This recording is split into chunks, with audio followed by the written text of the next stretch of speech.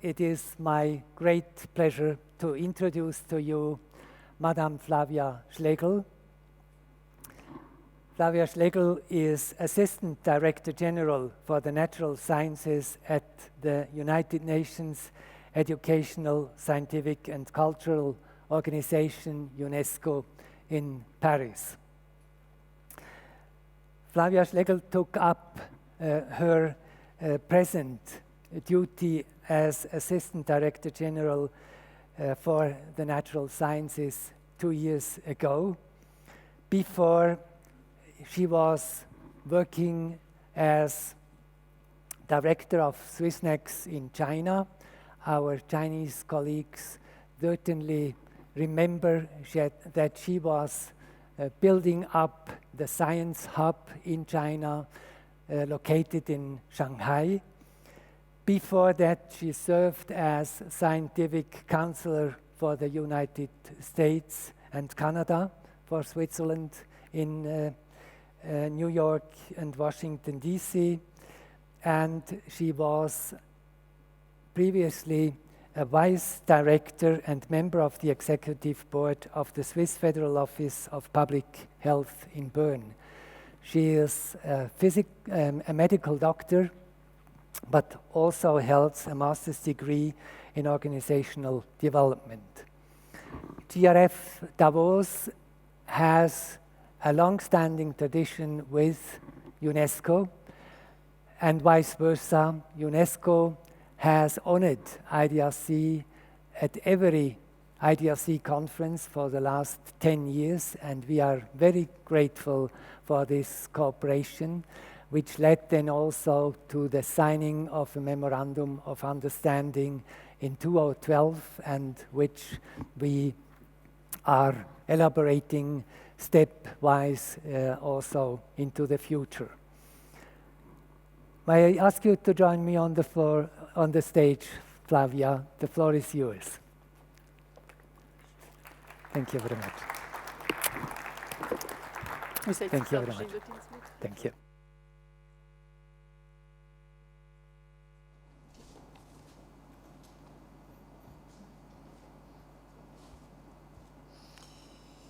Dear lieber Walter Ammann, Chairman of IDRC 2016 and CEO of Global Risk Forum Davos, Simi Valer, Deputy Mayor of the city of Davos, distinguished co-keynote speakers, dear Excellencies, ladies and gentlemen, dear friends engaged for DRR.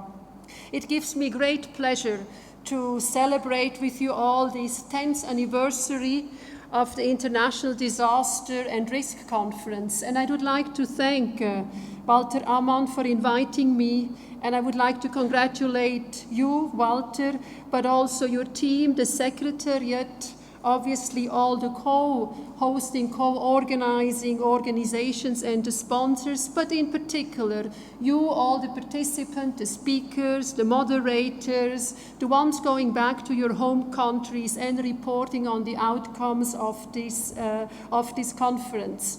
Together, you're all creating this great opportunity where knowledge and experience will be and have been shared continuously over the last 10 years.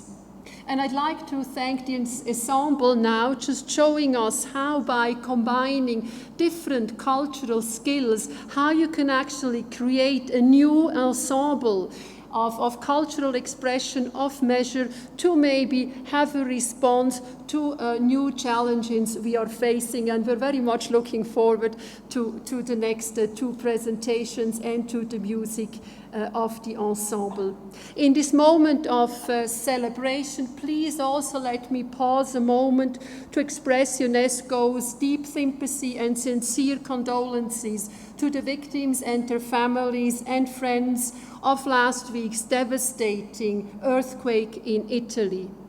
Our gratitude goes out to all the people, not only in Italy, but to all other countries hit by natural disasters, who are involved in emergency response, saving people's lives, securing the basic necessities, and later on planning and hopefully building back better and creating new livelihoods for people struck after a disaster. Again, a stark reminder of the importance of opportunities to share knowledge like this very conference, and of the importance of truly integrated approach of risk management.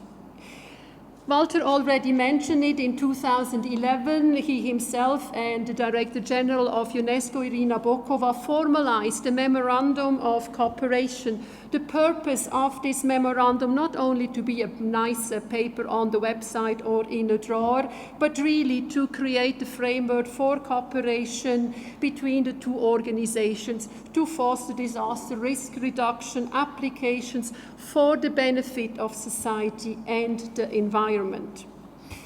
And I'm very much lucky and happy also to be back here in Davos, because on a personal note, and please allow me this remark, I was born very much nearby in Sargans. It's about 50 kilometers from here. You're probably coming from Zurich. You've all passed this town where I grew up. And I had the pleasure, and I would like here also to thank the Vice Mayor and previous mayors and Vice Mayors again, to profit from the natural beauty of Davos, both in summer but also in winter, for the great art you can find here at Kirchner Museum. And when I was a small child, when we still had only the cowbell SMS, as I learned today, and not really all the apps and whatever, I was listening intently to the radios and the weather forecasts coming from Weißflugjoch Davos here, and also from the Institute on Research on Snow and Avalanches. So it's really also great to be back here in sort of like my former home country region.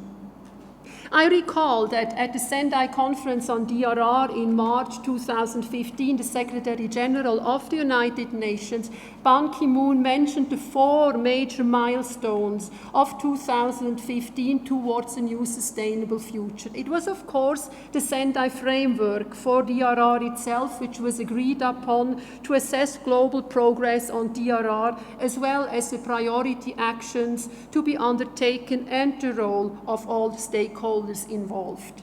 In July last year as well, the 3rd International Conference on Financing for Development met in Addis Abeba, where the new Global Action Agenda for Financing Sustainable Development was agreed upon. Because sustainable development will cost some money, and who's going to finance all of this? Very, very pertinent and important question. Then in September, the adoption of the 2030 Agenda for Sustainable Development with its 17 Sustainable Development Goals, and finally in December last year, COP21 at Paris with the Paris Agreement for Climate Change Actions, negotiations led, and now, and I also would like to congratulate all the representatives of Morocco, now leading up to Morocco, the COP22 in Marrakesh, where on all these decisions now action have to follow up, because it is still a very, very long way to reach all these goals and to put all these frameworks in place. And since the adoption of the Sendai framework for DRR 2015 to 2030, the UN system and related organizations have shown commitment in the implementation of the framework. The work of the UN General Assembly established an open-ended intergovernmental expert working group comprised of experts nominated by states and supported by the United Nations Office for Disaster Risk Reduction, with the involvement of all relevant stakeholders for the development of a set of indicators and the terminology to measure global progress in the implementation of the Sendai framework. And the follow-up on the Sendai framework is also part of the program in this conference. UNESCO has played an important role in monitoring the original UN Plan of Action on DRR and has made a strong commitment to the revised one. In May 2017, next year, UNSDR will organize the 5th session of the Global Platform Disaster Risk Reduction in Cancun, Mexico. And the outcomes of this very conference will certainly be taken forward to the global platform next year. UNESCO is an active supporter of UNSDR, not only on the activities mentioned just now, but also on the Global Alliance on Disaster Risk Reduction and Resilience in education and in the Resilient Cities campaign. And the subject of this 10th conference, Integrative Risk Management towards Resilient Cities, highlights two very pertinent topics. Regarding the integrative risk management, the Sendai framework articulates the importance of integration, such integrated DRR, into development measures, coordinating with and within and across governments, ministries, transboundary cooperation, multi-hazard approaches, and risk governance for prevention, mitigation, and so on. In terms of resilient cities, we're all sure that an enormous amount of capital is going to flow into urban development in the coming decades. At the same time, the pace and the volume of urbanization is presenting both challenges and opportunities for sustainable development, poverty alleviation, and closing equality gaps.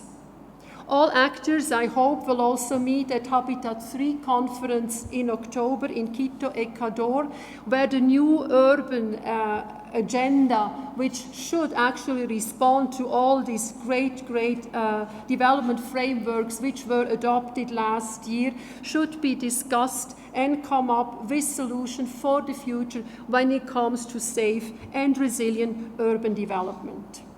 And UNESCO is working both on integrated risk management and urban resilience. We operate at the interface of the natural sciences and the social sciences in coordination and collaboration with education, culture, and communication, playing a vital role in constructing a global culture of resilient communities in a multidisciplinary manner. But also here, as Walter Ammann already mentioned it, within the framework of multi-hazard early warning systems, UNESCO is collaborating in cooperation with UNSDR and WMO to promote synergies and partnerships between and among stakeholders, both at national, regional, but also international level, and at strengthening the user interface platform. UNESCO also launched the International Platform on Earthquake Early Warning Systems to create a specific space that enhances collaboration and knowledge sharing between the scientific community, between scientists and decision and policy makers in order to promote the development of early warning systems for earthquakes in earthquake-prone regions and countries. Building on the experiences from the Indian Ocean tsunami warning system that recently became fully operational at the Pacific Tsunami Warning System, which celebrated its 50th anniversary last year as well, UNESCO and its Intergovernmental Oceanographic Commission will continue to working towards improving tsunami preparedness in the Caribbean and in the Mediterranean and the Northeast Atlantic. The International Hydrological Program has been addressing hydro hazards through the International Flood Initiative, the International Drought Initiative, and the Water and Development Information for Arid Land, a global network in collaboration with UN agencies and research organizations. In close cooperation with the UN Commission, UNESCO also collaborates on 2 multi-hazard projects, FLOODIS and iReact, to provide multi-hazard information services to better address and mitigate crisis situations. And again, in all these programs, in all these approaches, it is essential and very vital for future success that all the different sectors of society, that all the different levels of government, that all the different communities which make up our societies do work together. Regarding resilient cities, UNESCO has been involved in the development of indicators for the new 10 essentials for making cities resilient, which is a 10-point checklist for local authorities to build resilience on the city level. And UNESCO is co-leading Essential 7, Understand and Strengthen Societal Capacity for Resilience under the coordination and with the support of UNSDR. Urban sustainability relies on decreasing one's water and energy footprint and vulnerability to disasters. UNESCO's International Hydrological Program supports cities in enhancing their resilience to disasters such as floods and droughts and decreasing their water footprint, especially under the effect of climate change.